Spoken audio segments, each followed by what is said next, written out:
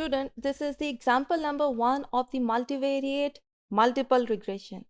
Mathematics हमने check कर ली, multivariate multiple regression की, हमने उसकी प्रॉपर्टीज चेक कर ली, लीस्ट स्क्वायर हमने चेक किया है, देन हमने उसमें डीकम्पोजिशन चेक की है.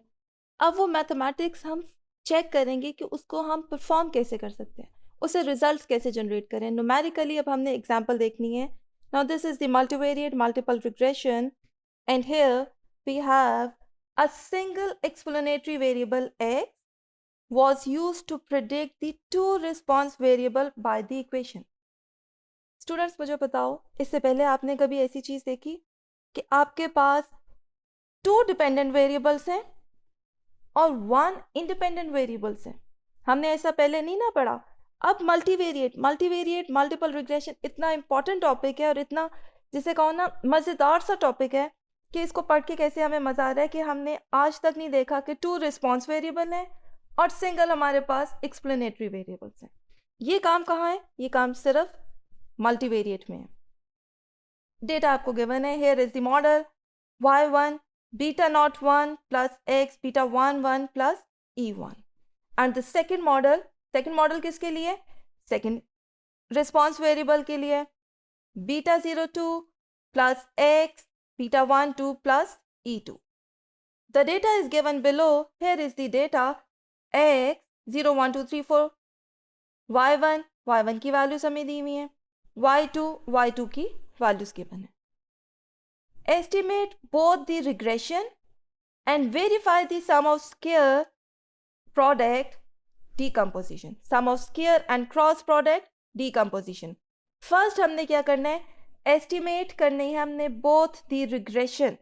अब टू मॉडल्स हमारे पास डेवलप होंगे ना, रिस्पॉन्स वेरिएबल 1 के लिए एंड रिस्पॉन्स वेरिएबल 2 के लिए हमारे पास 2 मॉडल्स रिग्रेशन के डेवलप होंगे. किसके अकॉर्डिंग? सिंगल एक्सप्लेनेटरी वेरिएबल्स के according. This is the scenario of the example. Now here is the solution. Given 2 regression, we can written as this is the multivariate multiple regression model and b cap which is equals to this. ये सारा हमने अभी previous किया. x, अब x आपके पास कैसे आ गया? x prime है. बेसिकली x क्या होगा?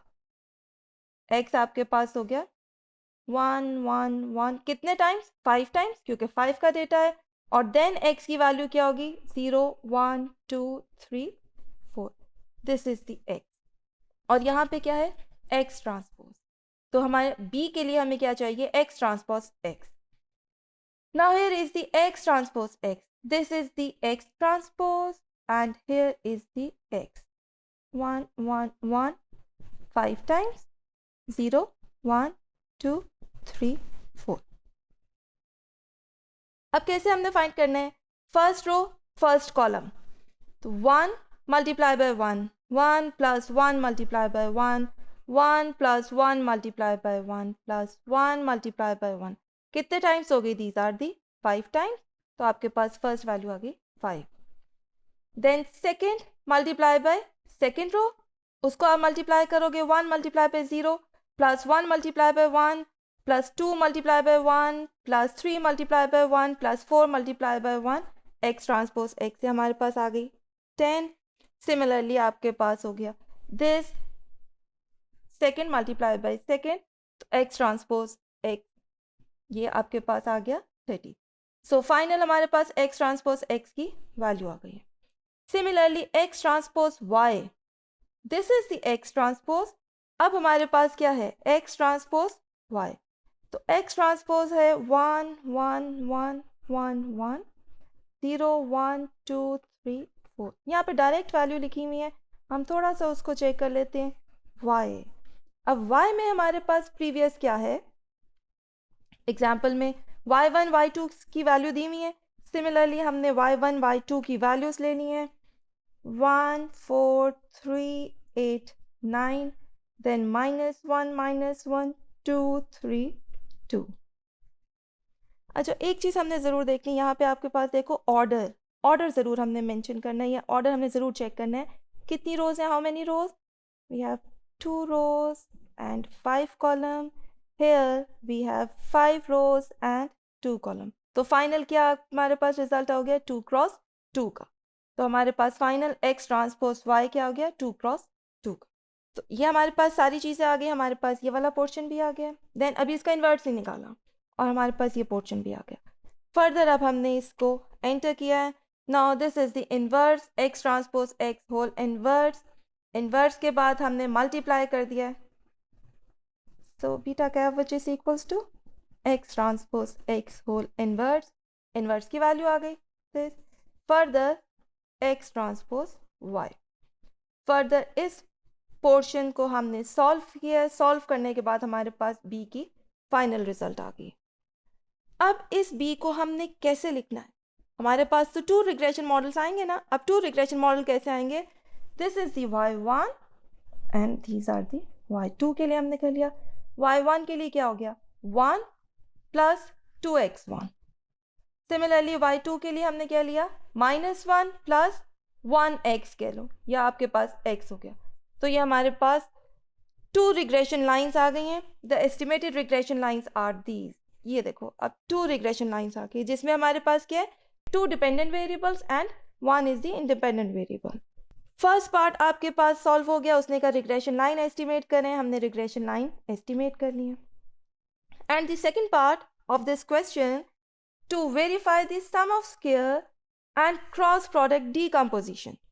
अब sum of squared and cross product हमने फाइंड करना है ना। y प्राइम y, अगर रिकॉल करो तो y प्राइम y क्या था टोटल सम ऑफ स्क्वायर या total sum of square and the cross product. तो y प्राइम y हमारे पास प्रीवियस है और y प्राइम हमने लेके y प्राइम y की ये रिजल्ट आ गया। Further the estimated value y cap which is equals to xp। ठीक है ना, हमारे पास क्या मॉडल था y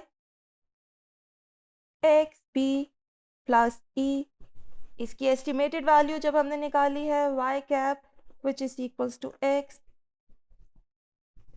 b cap x b cap. अब y x हमारे पास है, यू नो दैट x है। b कैप भी हमने फाइंड कर लिया, b कैप का रिजल्ट भी हमने कर लिया।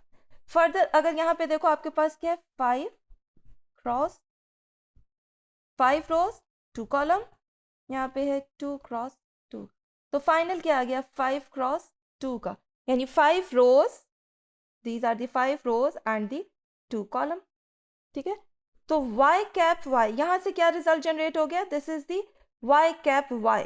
अब हमने यहाँ से तो y कैप आएगा ना, अब y कैप के बाद फर्दर हमने क्या करना है y कैप का ट्रांसपोज करना है एंड y कैप के साथ मल्टीप्लाई करना है। तो यहाँ पे हमने डायरेक्ट ये काम किए हुए हैं। सेम ये काम हम r पे भी न्यूमेरिकली कर सकते हैं। फर्दर क्या हो गया y cap prime y cap, result आ गया 2 क्रॉस 2 का। कैसे 2 क्रॉस 2 का है, यहाँ पे हम लिख लेते हैं, ये आपके पास वैल्यू आ गई y प्राइम 1 -1 3 0 5 1 7 2 9 3। ठीक है, this is the y cap और y 1 3 5 7 9 -1 0 1 2 3।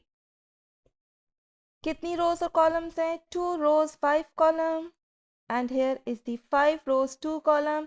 तो फाइनल क्या हो गया 2 क्रॉस 2। तो y कैप प्राइम y का रिजल्ट आ गया आपके पास। ठीक है, 2 क्रॉस 2 का रिजल्ट हो गया। ये मल्टीप्लिकेशन है, सिंपल से मल्टीप्लिकेशन है, वो तो हम इजीली इसको कर सकते हैं। फर्दर हमने डीकम्पोजिशन करना है। डीकम्पोजिशन में हमने क्या चेक करना था sum of square and the cross product. उसके लिए हमें एरर टर्म भी चाहिए। तो एरर हमारे पास क्या है y minus y cap. y अभी हमने देखा है बेसिकली y प्रीवियस हमने देखा है y, ये आपके पास y था minus y cap, this is the y cap. ठीक है ना, y माइनस y कैप। तो e का आंसर आ गया है this one, this is the error sum of square. अभी तो एरर आया ना, इसको फर्दर हमने क्या करना है e क्रॉस e, क्योंकि आपके पास डीकम्पोजिशन में अभी हमने प्रीवियसली देखा है कि हमारे पास क्या होती है sum of square and the cross product term total sum of square which is equals to the regression sum of square plus residual sum of square। तो हमारे पास टोटल सम ऑफ स्क्वायर भी हमने फाइंड कर लिया है, regression some of square भी हमने find किया है। फाइनली क्या था एरर सम ऑफ स्क्वायर, वो फाइंड करना है ना ई क्रॉस ई। अब हमारे पास ई क्रॉस ई हमने मल्टीप्लाई करना है। मल्टीप्लाई करने के कैसे हमने मल्टीप्लाई किया प्रीवियस आपने देखा, ये ई की वैल्यू है, तो ई प्राइम ई हम करेंगे तो हमारे पास ऑर्डर आ जाएगा 2 क्रॉस 2 का। This is the decomposition. आपके पास y prime y equals to this. अब इसको वेरीफाई करना है। Basically verify y cross y हमारे पास कैसे वेरीफाई हो रहा है, थोड़ा सा ज़रा हम रिकॉल कर लें। आपके पास y प्राइम y का आंसर आ रहा है 171, 43, 43 and the 19। y cap prime y cap का आंसर हमारे पास था 165, 45, 45 and the 15 plus e prime e। अभी हमने देखा e प्राइम e क्या है, 6 -2 -2 4। फर्स्ट ही हम चेक कर लेते हैं। 165 plus 6 171, 45 -2 43, 45 -2 43 and the 15 plus 4 19। Verify हो गया, can easily be verified. Easily हमने इसको वेरीफाई कर लिया।